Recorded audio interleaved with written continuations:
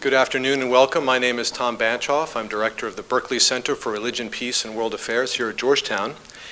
And on behalf of the center and the Prince Al-Walid bin Talal Center for Muslim Christian Understanding and its director, John Esposito, I'm delighted to welcome you to this afternoon's panel conversation on the topic, Islam and Liberal Democracy, How Tradition Matters. Now, by now you may agree with me, the topic Islam and democracy seems almost familiar.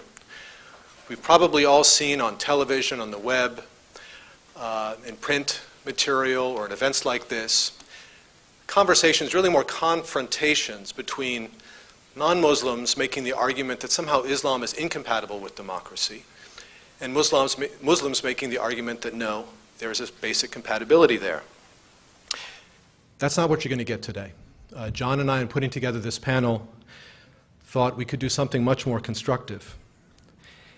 And we're very privileged to have with us this afternoon three leading Muslim scholars of Islam.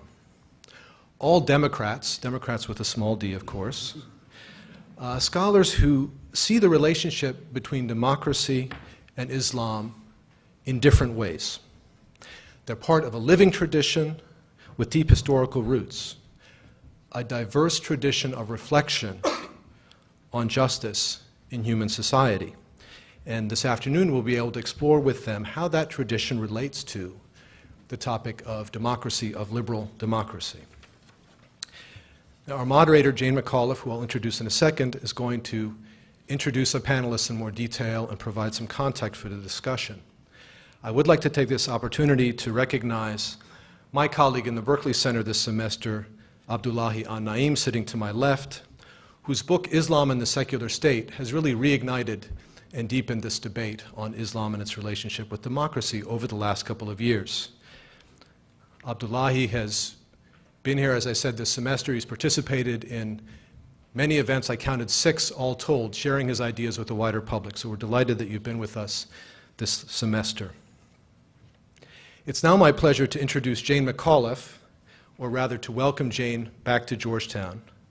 As I think most of you know, before her assuming her present position as president of Bryn College, Jane served as dean of Georgetown College and a professor here between 1999 and 2008. Before that, she served as professor and associate dean at Emory University, and before that, as chair of the Department of Religious Studies at the University of Toronto. That is, I think you'll agree, a very distinguished administrative career, but that's not the reason we asked Jane McAuliffe to be with us today. She's also an internationally recognized scholar of Islam, one of our leading experts on the Qur'an, on early Islamic history, and on the Christian-Muslim relationship.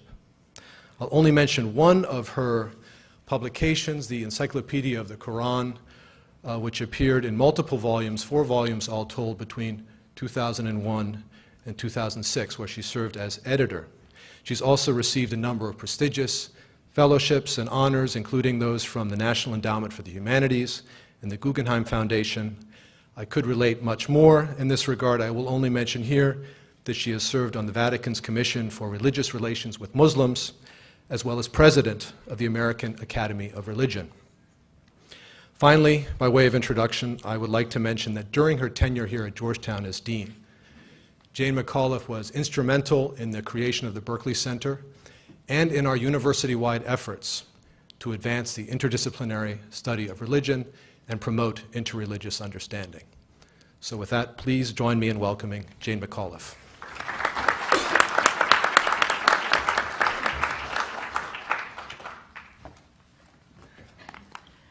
Thank you, Tom. Thank you very much. What a great pleasure it is to be back at Georgetown, a school that I love and that I have missed dearly. And to be asked to come back for a distinguished panel with 4 of my favorite colleagues. This is indeed a pleasure. I'll say just a few words and then make formal introductions of our 4 speakers in the order in which they will speak. Their time in speaking is going to be severely limited. They've all been coached about this so that we can open this up to a discussion with all of you who've been kind enough to join us this afternoon.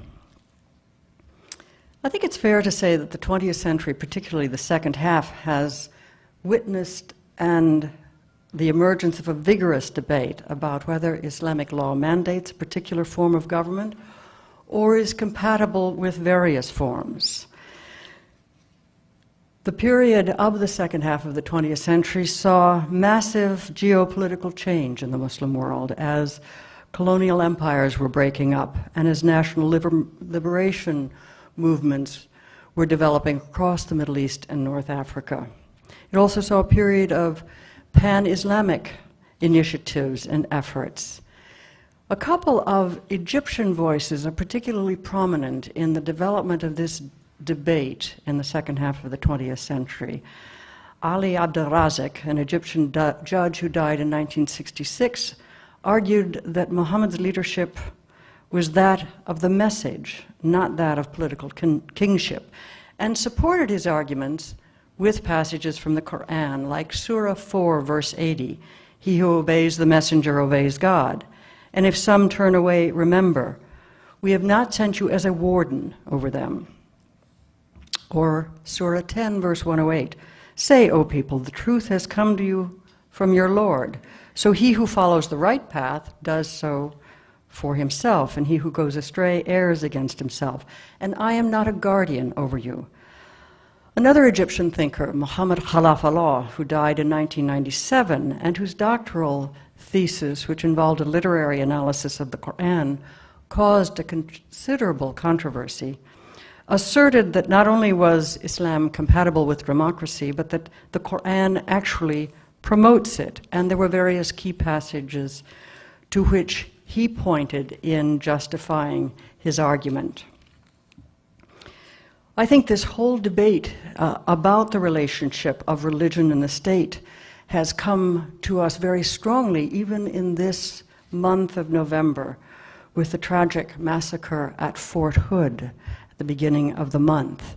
And the questions that have continued to emerge in this debate: is human governance a contradiction in terms within Islamic law? How is human authority to be constituted? How is it to be judged?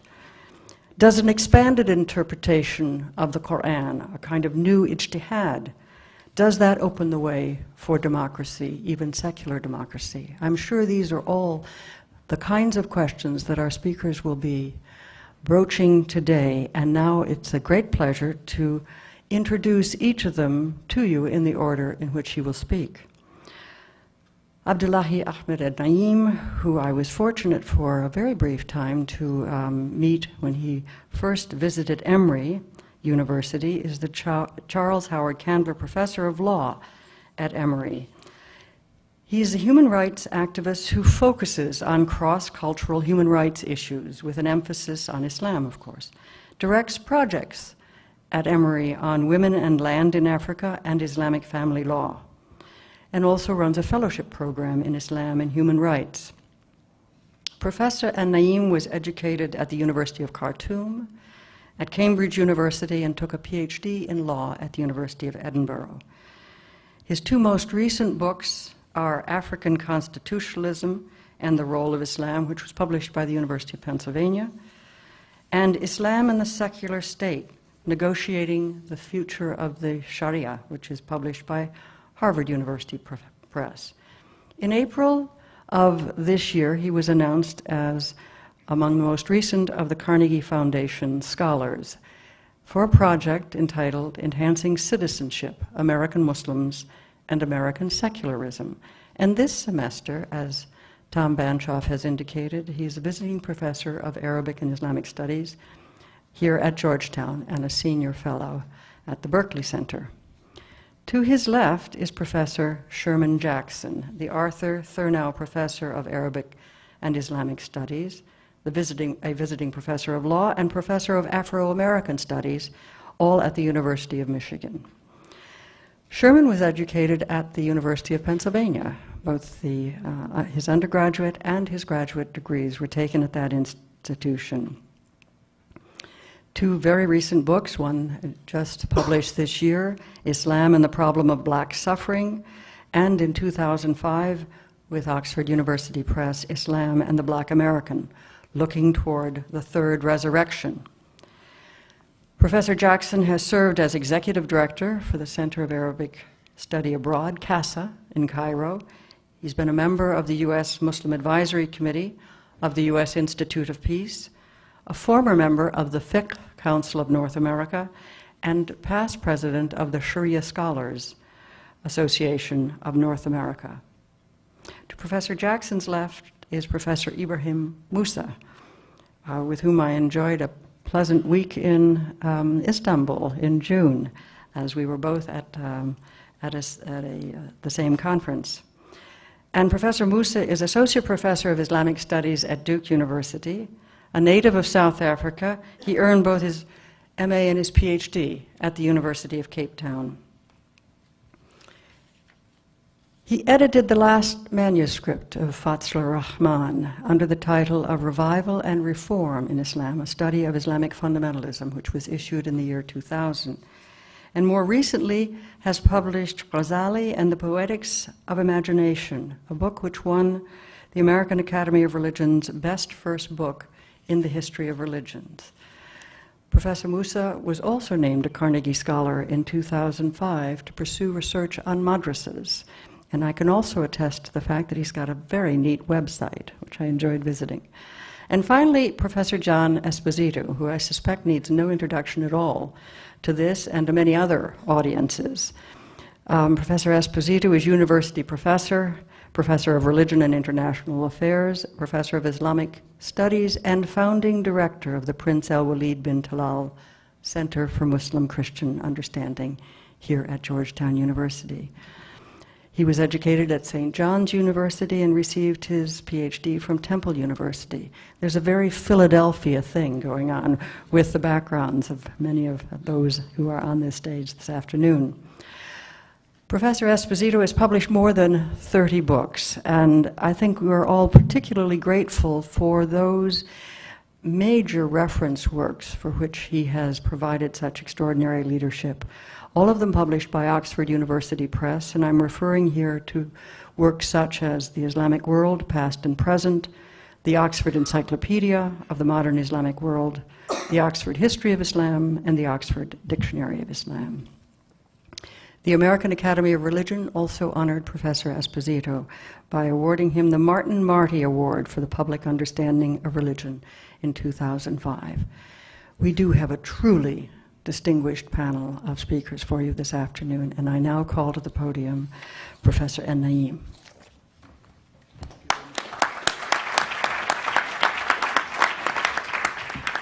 Thank you very much. Assalamu alaikum. Welcome and thank you all for being here. And I'm truly grateful also for the welcome and the kind remarks to open with. Our time is limited, so let me go on and start by affirming the title. So from my perspective, liberal democracy is a desirable good for Muslim societies, and that also that the question is that it happens in process and in context. It doesn't just somehow descend from heaven, although I would like that very much if it can, or that it can just one overnight happen for any society. The second affirmation is that tradition is indeed it does matter tremendously to the project of liberal democracy, and very much the question is how rather than whether or not. And as to the relevance of tradition, briefly to say that I think democracy, liberal democracy, to be established and promoted and institutionalized needs people to struggle, and people have to be motivated to struggle and to make sacrifices and to accept challenges. And for any people of a tradition, their tradition will be a tremendous resource for that motivation and drive. And the question is how commitment are formed and how that evolves. So my perspective is that tradition is a matter that is in the eyes of the beholder. So I put the human person at the very center of what tradition is and what it can mean. That by its very nature and function, traditions have to offer options and to some extent have to be ambiguous and contestable. Because they have to offer a range of responses over extended periods of time to a multitude of types of societies and communities and contexts. So the diversity and ambiguity, contestability of tradition is in fact in its very nature and in its value to every human society, that it gives those options, and it is only people who make the choices. That's why I say it is in the eyes of the beholder. Because it's persons who have make choices as to what the tradition means regarding any particular issue that might arise, or regarding a range of issues, or a major question like liberal democracy. And the point here I would like to, again, to emphasize, it is in the eyes of the beholder, is that choices will be made, either by the actor or the agent herself, or by someone else on her behalf. So not making a choice is a choice by default. And since I am already implicated in the choice that is made on my behalf, I would rather make my own choices. That's my philosophy. And therefore, the question is very much about what choices people can make legitimately and plausibly from their respective traditions. Another point briefly to mention is that traditions or communities are not entities that act. We talk about Islam, we talk about Islamic tradition, we talk about various types of societies. These are metaphors, because they are not agents who act as such. It's always people who act. And that's why I say I place the person at the right, at the center of it all. And so Islam does not do anything. It is Muslims who do in relation to their understanding and practice of Islam. And therefore the question for me would be people in history, people in context, in location. Context is extremely important, both for the availability and viability of the choices that people can make. Some choices may not be available at certain times or certain settings, or may not be viable if they are made. So I think context is extremely important, and so on. Now, because of context extreme importance, I would like to emphasize a dramatic and drastic shift in the context of Muslim societies at large, globally, and communities, even in minority situations, from the pre-colonial to the post-colonial. Already colonialism has been mentioned, and I think it is extremely important to emphasize that colonialism transformed the worlds of Muslims for better and for worse, or maybe one of the two, either better or worse, or I say better and worse. But the point is that it is no longer the world that in which most of this tradition has played out historically. And an awareness of the nature of the contemporary context of Muslim societies is extremely important. It is therefore grossly misleading to expect continuity in the Islamic tradition for Muslims to interact with from the pre-colonial to the post-colonial, or to compare pre-colonial and post-colonial Muslim societies.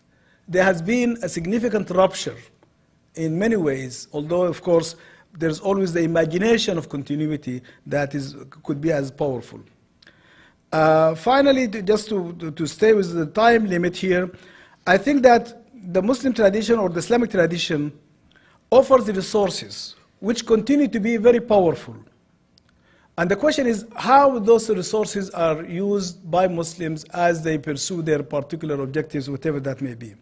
And I would conclude by just citing three iconic moments in early Muslim history, which is the most powerful symbolically and normatively for Muslims, which is, and I think most of us who are familiar with Islamic history would know this, the speech that Abu Bakr, radiallahu anhu, the first caliph, gave when he was affirmed as the caliph, the first successor of the Prophet, when he said, "You have the obligation to obey me to the extent that I obey God in conducting your affairs.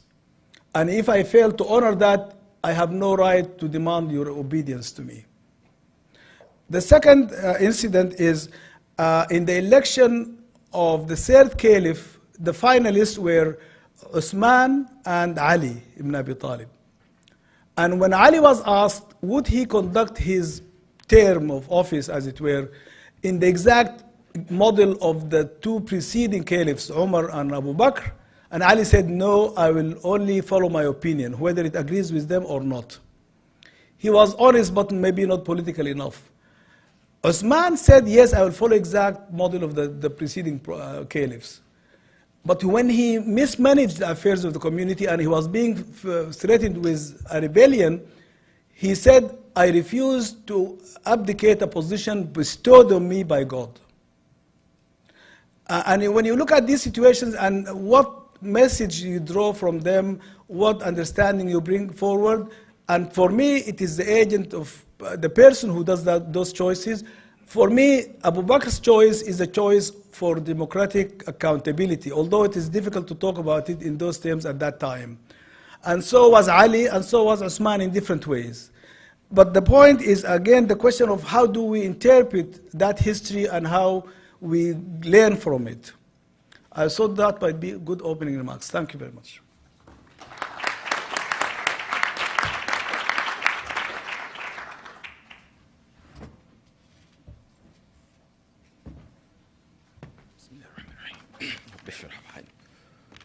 Well, I almost want to say thank you very much for inviting me to come before this audience and undertake a virtually impossible task of summarizing in 5 minutes the ultimate solution to the issue of, of the modern Muslim world.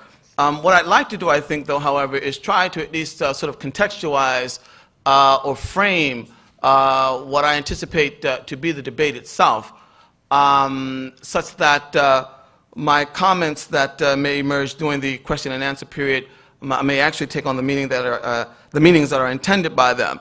I want to start off by saying the following. I think that when we come to the question of Islam and liberal democracy, I think we have to be very careful about distinguishing between Islam on the one hand as a religion and the Arab Middle East on the other hand. I think there is a tendency often to conflate the two and to imagine that whatever possibilities may seem feasible out of the Arab Middle East, then they are the equivalent of the possibilities of Islam. Whereas in point of fact, if other traditionally Muslim communities were contemplated as the focal point of the discussion, we may come out with a very different set of possibilities. Beyond that, I also want to speak in my own capacity as a Western convert to Islam. And I say that only to say the following, and that is that part of what I see as being the problem of discussing the whole topic of Islam and democracy is that there is this presumption that every single aspect of Islam has always been dictated by Scripture.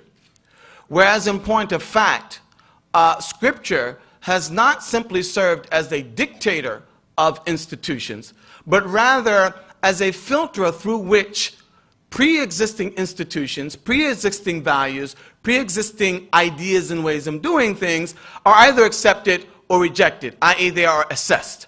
And therefore, coming to Islam from a Western background for whom democratic sensibilities in general come very naturally, the segue into a discussion about democracy for me may be very different for someone who comes from a different background. And I think we need to be very careful about which background we give priority to in terms of what we consider to be a normative discussion of the issue of Islam and democracy.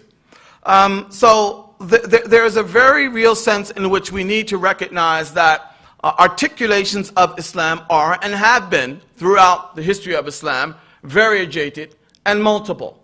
And the histories of Muslim communities are also variegated and multiple. And I think we have to be very careful about which of these articulations and which of these histories we're using as a template when we come to discussion of Islam and democracy. Now, having said that much, I mean, my own personal sense is that there is a growing and potentially irreversible sort of tacit consensus emerging in various parts of the Muslim world with regard to the overall desirability and the permissibility, I shouldn't say permissibility, but the extent, the compatibility between the broad parameters and outlines of Islam and democracy. I think the big question arises when we add that adjective, liberal democracy, because I think that there again, there's a tendency to conflate democracy with liberal democracy. Democracy itself, I don't think you'll find very many Muslim communities today who are not insistent upon a greater accountability on the part of those who happen to wield power in society. Liberal democracy, however, brings along with it other kinds of instrumentalities that may, or at least are perceived to, pose certain problems for religious discourse. I mean, and Muslims aren't the only ones who feel this. I mean, we can talk about people like McIntyre and any other number of communitarians and others who have certain misgivings about the relationship between liberalism and certain communitarian modalities of collective being. So I think that we need to distinguish between democracy on the one hand and liberal democracy on the other.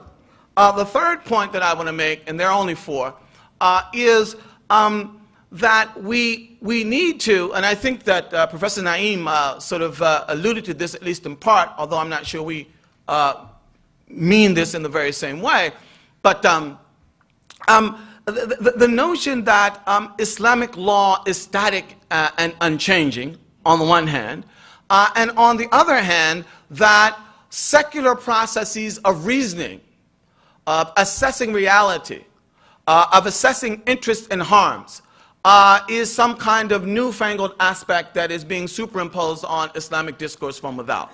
That is not the case.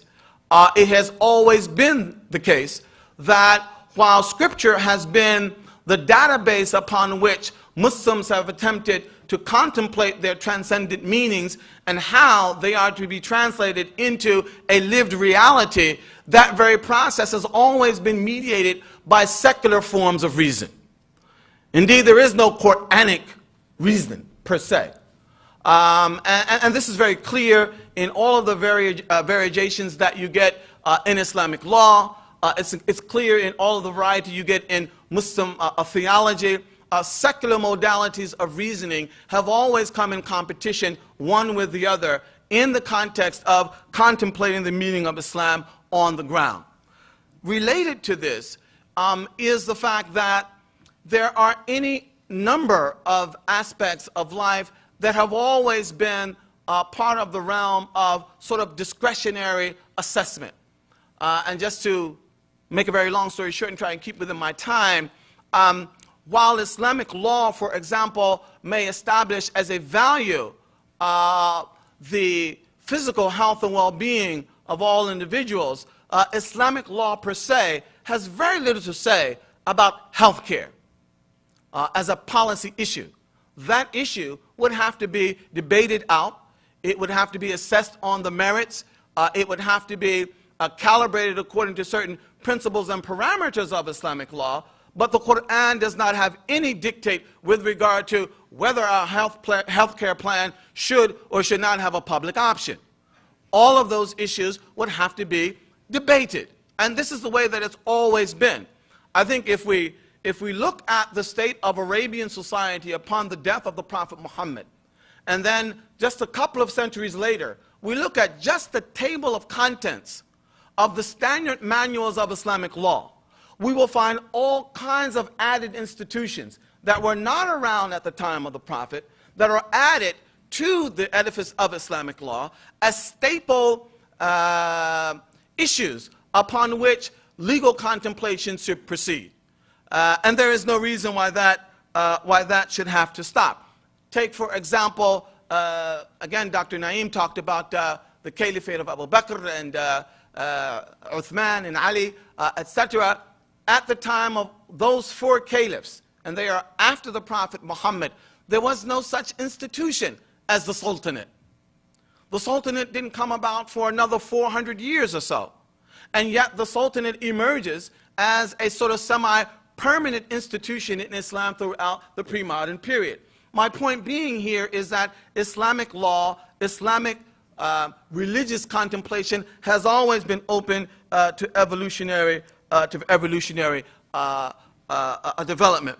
And finally, I just want to say this, that one of the things that concerns me about the manner in which this whole discussion about the relationship between Islam and democracy proceeds is that, to my mind at least, it sort of assumes the sort of Francis Fukuyama thesis about the end of history, and therefore there is nothing to contemplate beyond liberal democracy as a modality of political organization for modern communities. I would like to challenge us to do two things. To be a bit more imaginative and to imagine that there might be ways in which we may be actually able to improve on political organization on the one hand, and then to imagine what Islam might have to contribute to that very possibility. And I think that one of the stepstones to that potential realization would be not simply to look at all that liberal democracy has achieved, but rather take a more honest and objective look at some of the failings of liberal democracy. Thank you very much.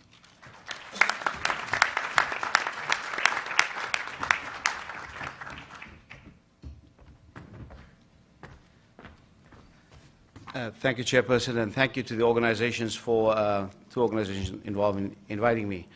So to the question, Islam and liberal democracy, how tradition matters, my response would be, it depends. Islam and liberal democracy, it depends. The question of tradition, it depends. It depends on what you make of tradition and what you make of human experiences. So the first question is that what do we mean by Islam? What do we mean by Islam, in my understanding, when we talk about Islam, we're talking about a civilizational experience. And we're talking about multiple intellectual traditions, a point that previous speakers have already made, etc. But I do think that there is a problem when we begin to say there is something Islamic politically, or Islamic economics, or Islamic sociology, etc., deeply problematic categories, because I have seen Muslims walk down the street. I've never seen Islam walk down the street. So it's always embodied, is in form of practices, etc. I've never seen Christianity walk down the street. Always seen Christians walk down the street. So I think we are talking in embodied terms, and I think we talking, I just want to make sure that we on the same page in this communication here, that we're talking about things in their practice, in their existence, in all their complexity and their messiness. The second point I want to make is the one about tradition. I think there is now an emergence of a whole, post-McIntyre, but also Stanley Hauerwas, Jeff Stout, and a whole range of writings, Said Hussein Nasser, lots of other people, talking about tradition. But oftentimes it seems that when we talk about tradition, we're talking about the past. Now, it seems that tradition, for me, tradition is both a kind, what I would call a construct as well as a covenant. It is about how one deals with questions of, what we call ontological questions, about the reality of being, and how we are bound by certain very deep motivations and dispensations within us, and as human beings, etc., how we are motivated and how we act.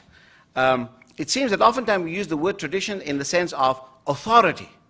That's only one meaning of tradition. Tradition is also about beauty, it's also about binding, it's also about, and I would say the best metaphor we can talk about when we think about tradition is about love. I think the idea that you love something and your relationship with certain practices, certain memories, certain understandings of ultimate reality, etc., is a relationship of love. But I think the reductive understanding of tradition is one of the notion of authority. So, the third point I want to make is the whole question that people, there's a general kind of discussion, I think Professor Jackson touched on it, is the claim that the Qur'an and Sunnah are normative. Now, how are they normative? I don't understand that. Qur'an and Sunnah, in my view, are sources, and the normativity is constructed out of it. So this normativity, this force of authority that is given to teachings from the Qur'an and Sunnah, but also from other sources, other materials, etc., is one that is imbued in those materials through a certain kind of human authority. It's constructed. So while the sources have some kind of revelatory beginning and origins, etc., the understanding is deeply, deeply human, and it is a construction, etc. And therefore, traditions of normativity in Islam are multiple and products of discrete environments. And I want to argue that the framing of the debate in terms of the Quran and Sunnah being normative, and I think this is generally the case, and I think deep anguish goes around it, etc., is inconsistent with what I call the canonical traditions of Muslim thought. In other words, the long-established traditions of normativity, some that are still survived, others that are only now available in the archives, etc., that those traditions do not operate in this way, that treat the Quran and Sunnah as normative. This is, I think, a very kind of modern version, articulation of normativity in Islam, and what I call a dumbed-down version of Salafism. I wouldn't even say that Salafism is of this order, but I would say that a very scripturalist and a dumbed-down version of Salafism operates in this way. I would say that as sources, the Quran, the Sunnah, and all the other constructions, etc., subsequent to it, are fungible and subject to interpretation. Third, the next point I want to make is that the ideal of the liberal democratic state has two central normative claims. The first is to ensure liberty or freedom as an obligation, and also as the predominant feature of governance and morality. The second is that political authority is grounded in the consent of the ruled, rather than an act of divine authorization. In other words, political authority is grounded in a secular authority. Now, I would argue that the question whether Muslim thought is compatible or incommensurable with liberal democracy, I would say that it requires a kind of a historical opening, and I think several of the previous speakers have already alluded to that, and that is that one needs to explore where, Muslim events in Muslim history that show that how politics have been managed and how politics have been practiced, and that Islam's moral code, political institution, and modes of thinking were all products of discrete material conditions. They were not, in a way that many moderns understand, that they were imbued with certain kind of theological obligations. The theological obligation is part of a construction, but it's not in any way divine in my view. Islamic political institutions, in my view, are both adaptive and transformative. They are contingent on the experience of Muslim societies. And therefore, whether liberal democracy in Islam and its compatibility or incommensurability, I would say that some of these things are not inevitable. They are contingent on historical experiences, and it's the historical experiences of Muslim communities that will either bring together these two traditions in a new hybrid form, or it will unfold in a way that we have yet to imagine how it occurs. These are my opening remarks. Thank you very much.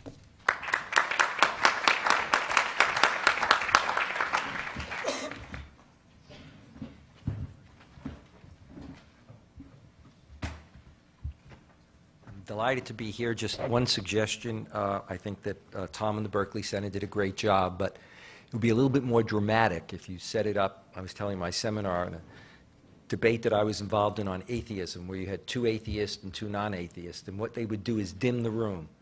And then the speaker would come in, the lights would go on, and they had the theme from Rocky for each speaker that came on. It kind of gets one into the mood. Let me begin by saying that the question as we put it out has become a perennial question about Islam and democracy. Unfortunately, too often it ignores a number of things. What is actually happening intellectually among many Muslims in terms of thinking about democracy, and then the reality on the ground, the fact that we now have polls that tell us what many people in the Muslim world think or do not think about democracy and its relationship to Islam, and then also the realities of Muslim politics, what's been happening in recent years. Our very title reflects only one possibility when we say because the question becomes, what do we mean by liberal democracy? Well, I think most of us have an idea of what that means, but what it most probably means is that it refers primarily to the American experience of separation of church and state. And even that experience and the way in which we came about it in America was based on but one early American Protestant interpretation and set of social values which became government policy. I want to thank John Vole for that idea. In fact, much of this is John Vole's. No. Or is it the liberal democracy to be found in many countries in Europe, in places like Britain and Sweden and Norway and others, where you have a structural relationship between church and state, where you have a state religion where the ruler must belong to that religion and or the state provides funding for schools or pays the salaries of religious folk? If so, can a modern government in today's world of multiple modernities choose to establish a democratic government with an Islamically inspired moral and ethical basis for its law and government? Now let's look at democracy itself on the ground. And here I refer to poll data, but particularly the Gallup World Poll, which is the most systematic and comprehensive survey of the Muslim world, some 35 countries. We now have more than that. I'm associated with Gallup. And it represents the voices of 1 billion Muslims. In fact, when you ask Muslims about those qualities that we associate with democracy, self-determination, the rule of law, free speech, free press, we see that majorities of Muslims want these freedoms, want a more open and accountable political system. But many do not believe that they have to choose between Islam and democracy. And so for many, they do not want a Western secular democracy, but want to see a form of government that is in fact informed by religious values and principles. Now that often is expressed in terms of wanting to see Sharia, but here Sharia in many different meanings as a kind of moral compass of values and principles, excuse me, as a source of law, not the source of law. Now this shouldn't surprise many Americans in a comparative perspective when you realize that polls show that 48% of Americans believe that our laws should be based on the Bible, which is an interesting statistic that many Americans aren't aware of.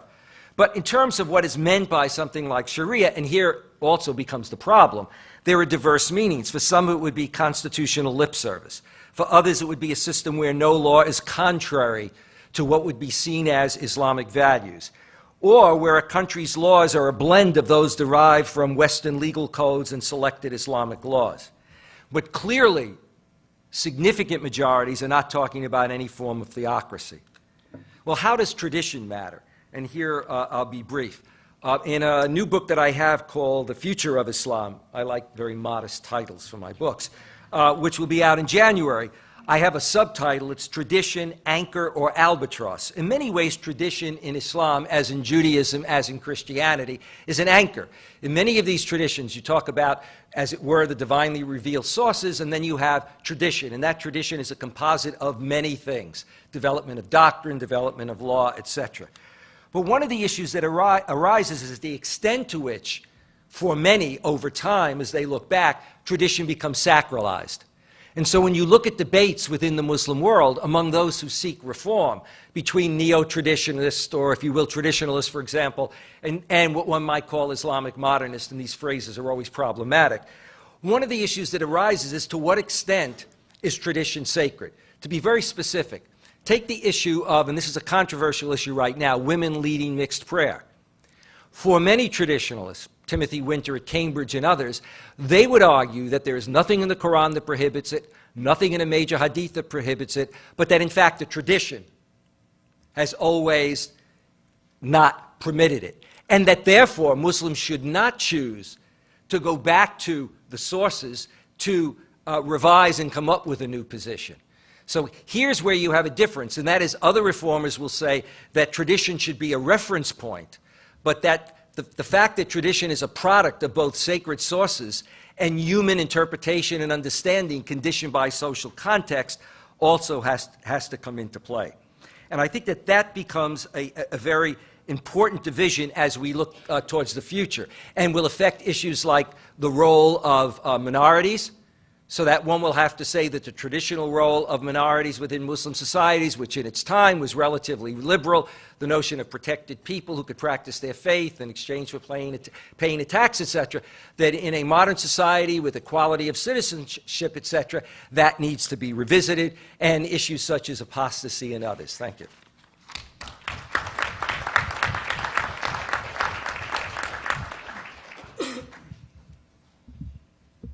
Is this on?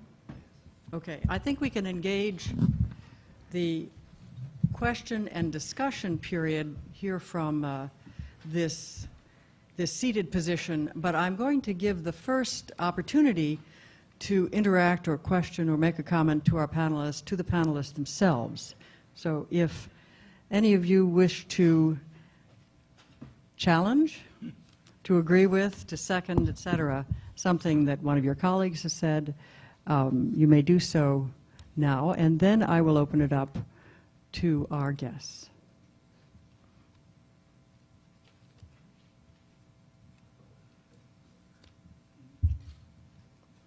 This is a surprisingly quiet panel. For discussion and questions, I would ask that you come to the center where there is a microphone.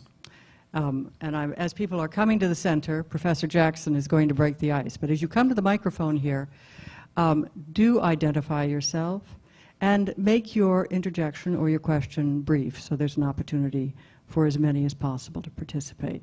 Professor Jackson. Yes, I would just like to. It's on? Okay. I would just like to ask Professor Na'im, I noticed that at several junctures in your presentation, you emphasized and re-emphasized the whole notion of the human being at the center, the starting point of the religious enterprise. And I'm wondering why you feel that it's so necessary to emphasize that point. If Islam is not the result of human interpretation, what else could it be? Of course, I mean, that's exactly my position, that it is a result of human But interpretation. who says that it's other than that? Or who's ever said it's other than that? Okay. My point is simply to emphasize a point. If people are in agreement with it, alhamdulillah. If they are not, then we can talk. The point is that I think to many Muslims, in my experience, I'm from Sudan. I lived most of my life in various places. And I think in many places, people tend to think of Islam as a given, as something that is out there. And Ibrahim Moosa made the point similar to mine, which is how that he hasn't seen Islam walking down the street. The point is that to say that we're always talking about Muslims. But the point is not necessarily to assume that there is disagreement about this, but to emphasize what follows from this, which is if it is a question of people, then it's a question of history, it's a question of location, it's a question of what else is going on. So that it is always people reacting to events and to their history and their experience and so on. I think if there is agreement on the point, I don't think we need to belabor it. But for those who may not be clear on the point, it's helpful to make it, I think. That's all I'm saying. But Professor, I just want to add to answer Professor Jackson's question. I think there's also a tremendous amount of, lack of religious literacy in Muslim societies that basically internalize these items in the way that it's all a given and it's not a constructed, and it is, and one of the things that really frightened me is when people talk about Islamic law being a sacred law. I don't know when Islamic law became sacred. And then you have undergraduates and graduate students who have nightmares to try to understand Islamic law because they believe that the Qur'an says you must cut off people's hands, you must flog them, you must do all this kind of stuff, and they feel massively obligated to do that. So I find it also necessary to make this point that it is a construction, a human product, because the general mindset out there is one of sacrality and nothing changes. I think amongst intellectuals we are quite clear about that, but I think in the larger realm, and one of the problems also that I find many non-Muslims have internalized that viewpoint. Well, yes. And I think the transmitters of that kind of thing is also Muslim practice. You get a Muslim, getting onto television and talking on CNN, etc. Islam says, the Quran says. You should see how television anchors talk about Islam. Anything that's in the Quran is something that Muslims practice. So I think there's a massive literacy project that needs to be done, both in Muslim majority societies, but also elsewhere. Just an observation. It seems to me that if we were talking about liberal democracy as secular democracy, I believe at this point in time, at this point in Muslim history, it's out of sync with where many Muslims would be coming from. And that while it might come at the end of the process, it's out of sync now. And the risk is that to just think that one makes a good argument for it and that it sounds something that's very appealing to a lot of people, that argument may be out there and one can make it, but at the end of the day, it's the kind of argument that will go down well in some circles. It will go down well and be stored in a library, but in terms of its ability to be part of a process of change in the near term, that's not going to happen. It may be a step down, it may be more of an end process, but in terms of the practical realities within Muslim societies today and where many Muslims are coming from, I think it would be a conversation at this point among intellectuals. Can I say something to that? Yes, and then Because you asked for, I suspect somewhere in that remarks by Professor Esposito. The point is that we don't know how an argument will do until it is made. That is, I mean, with the best educated guesses that we have, put out the argument and see what happens. But to say that this is unlikely to succeed, therefore I will not try it, I don't think that has been even the history of Islam itself or of the Prophet's own experience of say, if he said to himself, well, these guys are not likely to listen to what I'm going to say, therefore no point in saying it. But the point is that I think also terms are very difficult and problematic. Secular democracy, secularism, and our time is too short to get into the precise meaning of these terms, even democracy, liberal democracy. So I would like to see that, let's get to what we want to say and see what you think of it. Thank you. I think we do have someone who'd like to ask a question. You'll identify yourself, please? Excuse me? You will identify yourself, please? Yes, my name is Khizar Hussain. My question has to deal with minority rights. And I wanted to know to what extent the modern democracy, embryonic democracy in Iraq is a sort of petri dish given the high degree of heterogeneity in the population. The high degree of what? Heterogeneity. Oh, in Iraq, right? In Iraq. Usually lighter. Well, I just spoke, so... no. Okay, my big mouse, right? The thing is that I think heterogeneity is in fact could be conducive to democracy rather than counterproductive or obstacle. Because the point is that you can get a sociological balance of power and a realization that you need in fact institutional protection for minorities and for even majorities in some instances. So I think my position would be this, that I believe strongly in the desirability of liberal democracy. I believe that every society is capable of achieving that for itself. But that is the key, achieving it for itself, in context, in process. It is not, there are no shortcuts, there is no magic formula, just a struggle and understanding why it works and how it is important for it to work. Whether that is Iraq or anywhere else. I think that the Iraqi example, though, is an example of what I see as where Abdullahi and I disagree on that earlier point and as well as here. Not disagree necessarily with regard to Iraq, but what we may see as a problem.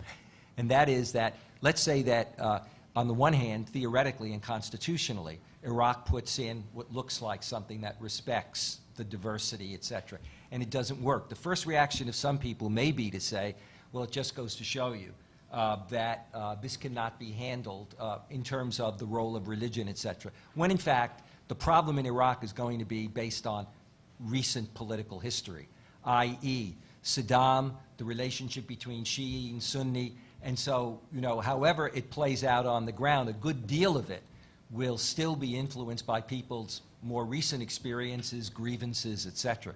So we need to keep that in mind, that realities are as important as, what people wind up just agreeing to, as it were, in theory or in print.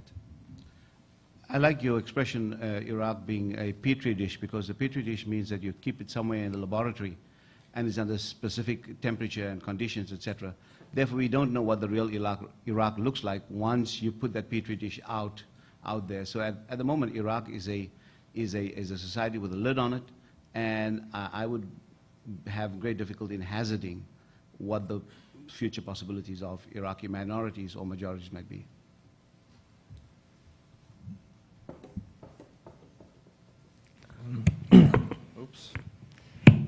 My name is Gilles Goodhart.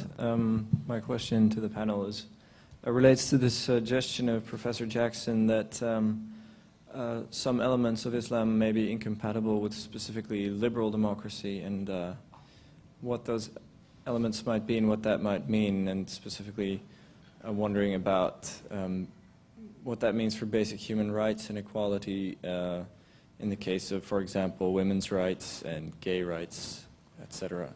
Thanks. Well, tell me what you really mean. I think that I would rephrase either what you understood me to have said or actually what I did say. I wasn't talking so much about incompatibilities. I was talking about issues on which I think there needs to be a much deeper investigation. The previous questioner just raised something that I found in a sense quite perplexing with regard to how liberal democracy, as defined by all the theorists I've ever read, define it. And that is that if you have a truly liberal democracy, then the whole question of minorities really doesn't come up. Minority is a communitarian type of construct. And so what you would have is all Iraqis who are all individuals. And this is part of what I think we have to rethink in terms of certain concrete communities. And that is to say that there are attachments that will simply not be dissolved into just masses of unconnected individuals. And the very process by which we try to bring that disaggregation about, I think can be very damaging to the body politic. And I think that will potentially raise more problems than it brings solutions.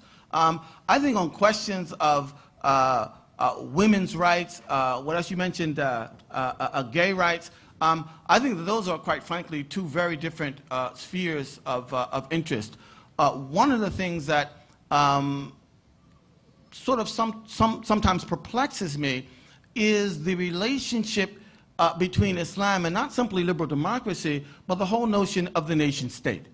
And to the extent to which Islam would actually agree with a uniform code of law uniformly applied across the board. In other words, would non-Muslims even be,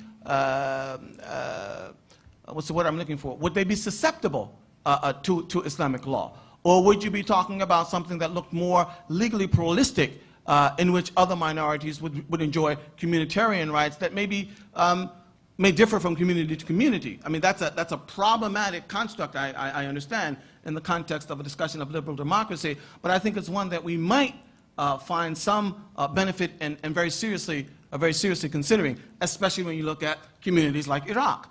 What uniform code are you going to apply across Sunni and Shiite lines that's going to gain the assent of all of them uniformly? The issue of gay rights, I think that's an issue of legal interpretation, and that's a much more complicated one. But legal interpretation is not something that has been something in which Muslims have been lacking imagination throughout their history. Well, on the Professor Jackson's response to the previous question, not the last one, the previous one on I think one can foresee, for instance, liberal democracies with constitutional protections to certain kind of minorities. So, I mean, one idea, I mean, South Africa is a kind of liberal democracy with certain kind of constitutional protections for certain kinds of interests, etc. So, you have customary law, you have Muslim family law provisions and range of that. So it's not entirely incompatible, but I also get your thrust of your point that the larger thing about the key issue is citizenship, but certain citizens require certain vested interests that must be protected. As to the question of the last questioners, how do you deal with some of these issues? I think the key issue, I think, for today is, and I think that is the intellectual agenda in many Muslim communities, is how does one deepen one's understanding of the canonical tradition? And how does one update the canonical tradition in contemporary times? There's wonderful studies happening at all American universities on understanding Hanafi law in the 11th century, Shafi, Maliki law, theology, etc., and looking at the archive. But the big issue is, how does one also begin to benefit from that historical depth, but also begin to kickstart the tradition in the present in a way that it is meaningful? So oftentimes the relationship with tradition is always often a romance, and many times I see it as kind of a Disney-esque kind of discussion of how to avoid reality, etc. So people resort to tradition. I would say that a living tradition must also take in a lot of oxygen, which is the present. And that conversation is vibrant in many parts of the Muslim world in different shapes and forms. And I think the challenge is that how does one make it coherent? How does one make that conversation coherent? And one of the big lacks is the lack of institutions to create moral consensus. Institutions to create moral consensus. Now, I'm not thinking here about some big institutional figure saying what is the right thing to say, but there must be some kind of institution. Oftentimes, I know both insiders and outsiders are perplexed as who speaks for Islam. John Esposito has written a book on that. But the question is also, how does one create moral consensus among Muslim intelligentsia in conversation with lay people, etc.? That is a big challenge. As to your particular questions about women and those kind of issues, etc., I think it's a hermeneutical tradition. A hermeneutical tradition, if it doesn't take on board oxygen, if it does not take on board the present, etc., it suffocates. And when it suffocates the way it does, then it is committing and doing its own harakiri. Yeah, my name is Imtiaz Yusuf. I feel very cold in this room. It seems that there is no democracy in the Muslim world, and everybody is fearing the question of liberal democracy in the Muslim world. And since I came to the US this year, it seems that the American debate about democracy in the Muslim world is directed towards what is happening in Iraq and Afghanistan. I ask the question, since when has Afghanistan and Iraq become the model of the Muslim world? There are many countries in the Muslim world, like Malaysia, Indonesia, Singapore, Bangladesh, and Turkey, which have been practicing democracy. So why not look at those models of democratic countries in the Muslim world? Thank you.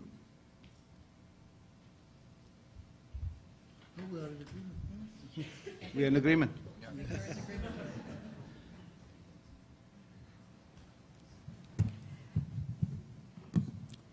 Sabira Qureshi. Actually, it's sort of, my point is it takes on from the previous person, but I'd like to go back a little and ask the question. I have been struggling with the title of this seminar. Is Islam compatible with liberal democracy, or where does Islam stand vis-a-vis democracy or liberal democracy? And the fact that that question is being asked presupposes a situation where there is some question about that compatibility. All the speakers made their opening remarks and a lot of the issues have been brought out, the fundamental issues about tradition, context, other points that have been raised. But I'm still, I'd like to go back and try and understand why and where this particular debate is originating from, in the sense that, and also to try and compare it with some of the other religious traditions, such as Christianity and Judaism. Were these questions posed vis-a-vis some of the other traditions, the religious traditions? Is there any debate in terms of democracy being compatible with specific religious traditions, or just democracy being compatible with any religious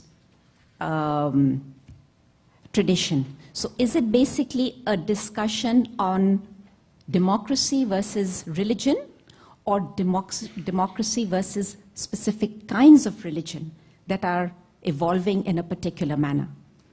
I don't know if my question is clear, but I was thinking from the previous Iraq question to Pakistan, where I come from, which is a quagmire. I could ask a million questions about that, but I will refrain from that at the moment. I think that this question is among a whole set of questions that I now call perennial questions. And that is that if you go back, you can see over the last 20 years, certainly, the same questions get raised, and this is part of a subset. The major question is Islam compatible with modernity? And then it goes to, is Islam compatible with democracy? Is Islam compatible with gender rights?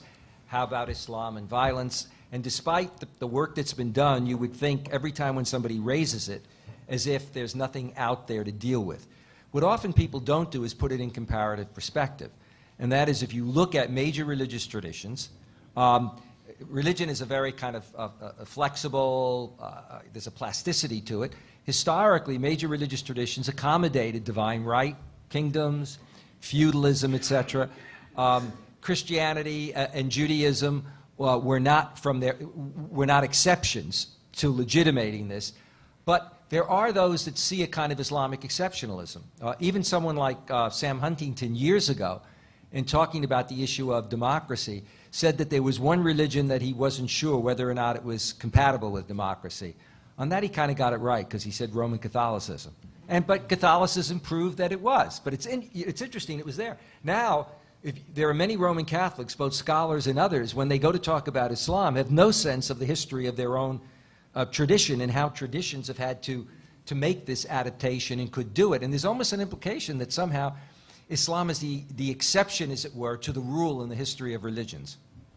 May I? Actually, Sabira, with all due respect, I don't think that the compatibility phrase never appears in the announcement of the program. And in fact, Tom McAuliffe at the beginning explicitly said, this is not what you are going to get. So precisely that the compatibility question is not our question. In my opening remarks, I said that I take liberal democracy to be a social good, very high in my book, and that tradition is relevant. But I don't think it was posed by the organizers, except maybe in our minds it is the compatibility question. But it is not in the format or the presentation of this panel. And I think the point about compatibility are not, it does arise regarding other religious traditions. But the point is that how to take it forward rather than just to keep going around in vicious circle about it. My name is Olga Mierson, and I would like to pose an answer to the previous question, and that would lead me to my own question. I think in the context of other religions, this question has been posited and should be posited as, is democracy compatible with theocracy? And so my next question is to the current panelists, including Jane. Is democracy compatible not with Islam, but with an Islamic state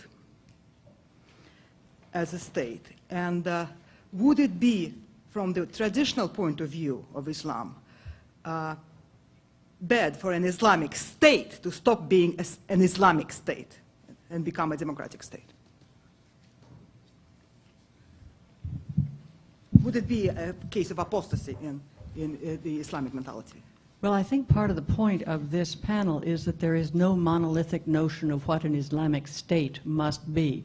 And the panel title, Islam and Liberal Democracy, How Tradition Matters, was an attempt to say that the sources from which the Islamic tradition or Muslim traditions, to use the multiples that many of our speakers have reiterated, is to push away from the notion of reification, which is where the conversation often gets stuck, and to say that there are resources, rich resources in the tradition that can serve the cause of a multiplicity of forms of governance, and that's where the conversation should be lodged. Mm-hmm. Yes. Let me just try something. I mean, Imtiaz's earlier question about why do we not talk about Indonesia, Malaysia, and Turkey, and Pakistan, etc., is that I would say that in the realm of kind of the political theory and talking about, I mean, those are majority Muslim countries, etc., with, I would say, a de facto Muslim state, right? A de facto Muslim majority state. But I'm not entirely sure whether these states have in any way been theorized to the historical tradition in one way, with regard to their legitimacy in terms of the historical memory of the tradition. It is a de facto situation. So I think of these questions that have been posed as one of political theory and Islamic law in terms of what makes how do we think about this in terms of legitimacy, state legitimacy. We think about these issues in terms of de jure questions, etc. So I would say, for instance, the question that the last speaker raised was the question. Professor Na'im, for instance, believes that a state should not have a religion, right? I mean, but there is a debate out there whether the state should have, and maybe Professor Na'im can speak for himself. Maybe I'm misrepresenting himself. But there is a debate out there that the state should have some kind of connection to Sharia. And now, the meaning of Sharia could differ. Some people make Sharia to be very, very thick and very, very specific things, etc. Others would understand Sharia as very thin, as basically a Grundnorm, a norm of some sort that relates to some question of authority that is thin, that is connected to a revelatory tradition of one way or the other. But all the subsequent details of a sultan or a ruler, or whether you're having a caliph or whether you have a president, etc., all these are basically fine prints, but the kind of real nitty-gritty issues are the question of how is legitimacy imagined in political theory. And these are the questions that is yet to be addressed. And there are questions such as in the tradition that have to be addressed, like questions that status in the historical tradition, you're a man, or you're a free person or slave, you're male or female, etc. Those are very, very important questions in the historical tradition. How do you deal with those issues now in a notion of egalitarian citizenship, etc.? Or other questions such as the language of duty in the historical tradition, that you have ta'a, obedience and duty, etc., whereas in a liberal tradition, etc., your fundamental point of departure is freedom. How does one rework the tradition if you're going to go the liberal democratic way, that you can have a hermeneutical tradition with coherence and integrity? That is a big issue, and that's a big debate. But I think that there's another dimension to this, because I'm not sure the problem is solely a matter of whether you have thick or thin notions of Sharia. Part of the reason that this whole business of the Islamic State becomes a problem is a certain disconnect between the pre-modern structure of the Muslim state, in which the state did not own the law. It did not have the right to define the law. It had the right to implement certain aspects of the law.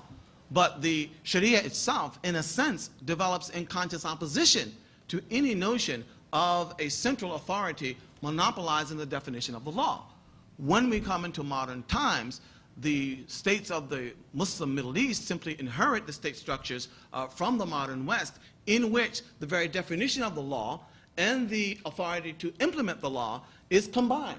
And it is that combination now that becomes problematic in terms of defining what an Islamic state is. It differs fundamentally from the pre-modern structure.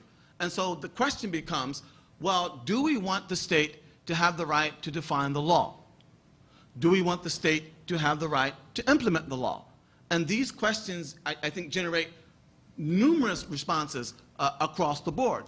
But the chief issue is who has the right to define the law, the state or the community? Traditionally, it had always been the community. Now that has been thrown out of kilter. And that's where I think the beginning of the debate about the Islamic State really begins. And it's also a question of legitimacy. How does a state... But legitimate as what? As a legitimate power, legitimate authority, in terms of both territorial and the right to coerce, which is one of the powers of a state. Now, the question can arise: do you just need a state, or do you need an ideological state of some sort? I'm not entirely sure whether one can have an ideology-free state of any kind. Let me give you an example of what I'm trying to get at. And then I'm going to ask Professor Na'im. Sure. Let me give you just one example of what I'm trying to get at. It wasn't mentioned here.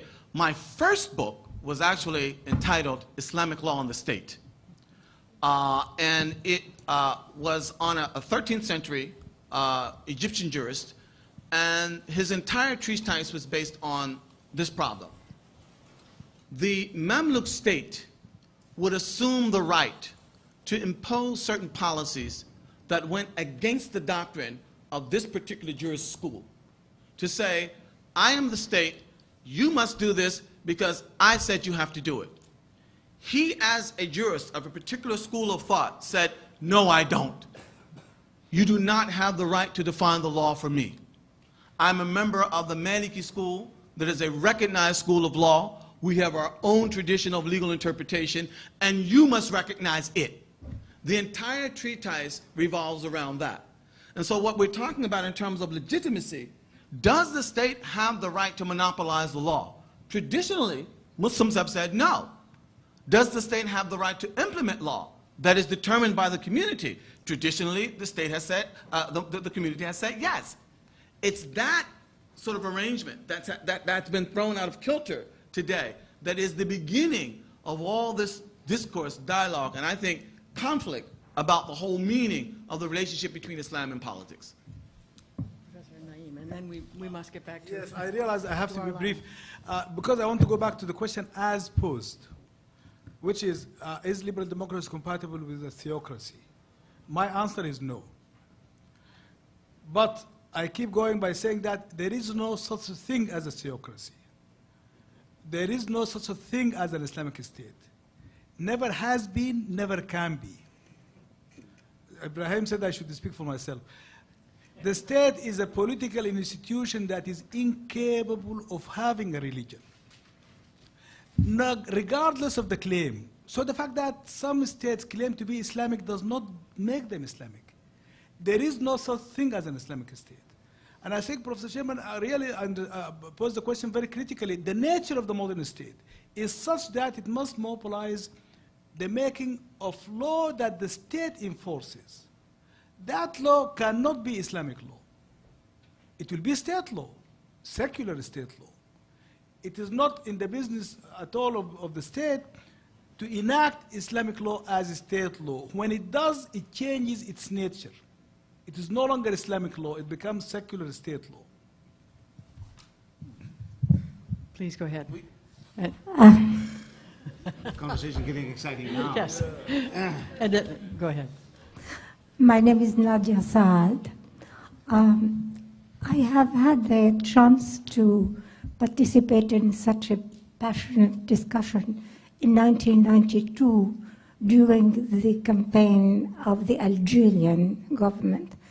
And at that time, it was very clearly said that what they rejected was parliamentary democracy, which is liberal democracy, because who's going to establish whether the majority that has been elected would have it right, would do the right thing.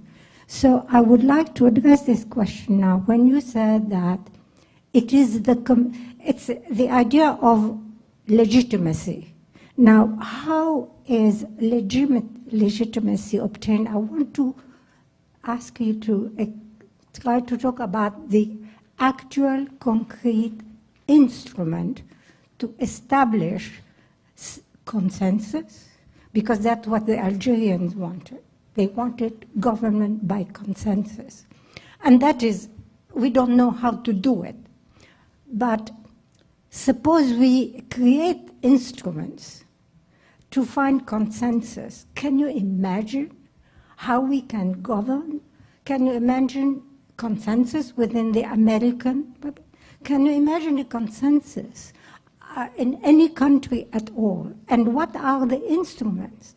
So I find myself wondering where and how do we define and where do we find legitimacy? Today, authority is conquered by force or is inherited, which is also by force, or we are really left without concrete way to ensure legitimacy. Thank you. Well, I would just mention that there are many ways in which, broadly speaking, modern Muslim reformers face the question or address this question, but certainly some would argue that in a modern state, a form of consensus would be that which would be expressed by a parliament. For some, they would say that the parliament should be on the relevant issues advised by those who have an expertise in the area, you know, scholars of Islamic law or religion. There are a variety of positions that one can find out there. Good evening. My name is Mihyar Al-Nufedi. I am going to speak a little bit from the youth perspective. I just finished my master's at the University of Washington in Seattle. And my point of view comes from the point of youth who have come from the Muslim and Islamic kind of states. I'm originally from Sudan, and so I've been Western educated, and a lot of people have been Western educated. You even have some of the kings of the sons and princes' sons here and are going back and taking their Western education over.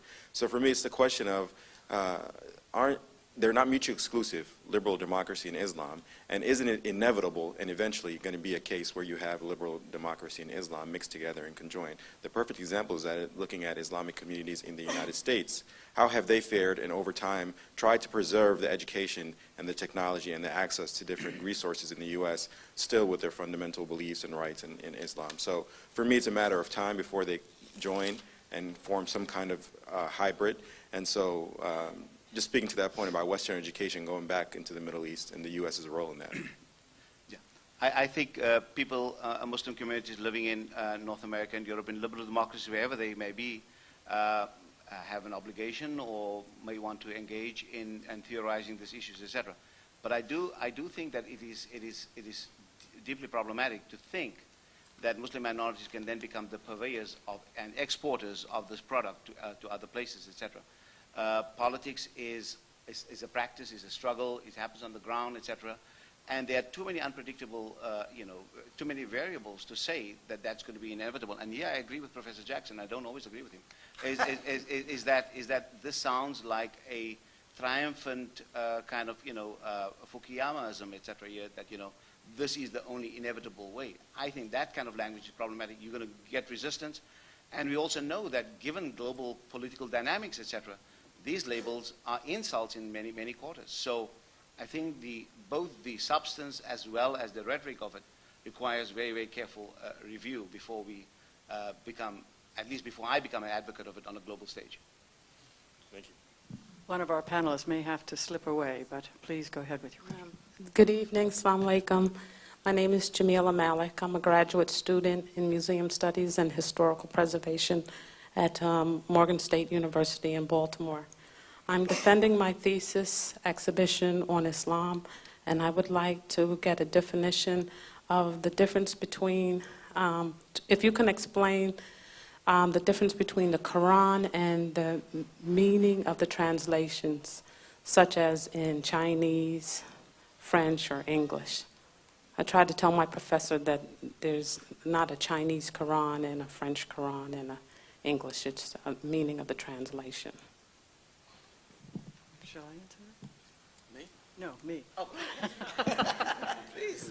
I'll take my position as editor of the Encyclopedia of the Qur'an and simply say that it would be standard, the standard Muslim understanding of the Qur'an is that it is the Qur'an only in Arabic, and that every translation is by that very fact an interpretation. And you'll notice in English, many translations signal that in their very titles. That, I think it's Pickthall that talks about the meaning of the glorious Qur'an, and very few will actually just baldly say the Qur'an. So you'll find lots of references to that in any article on the Qur'an, and throughout, and this is a final plug, the Encyclopedia of the Qur'an.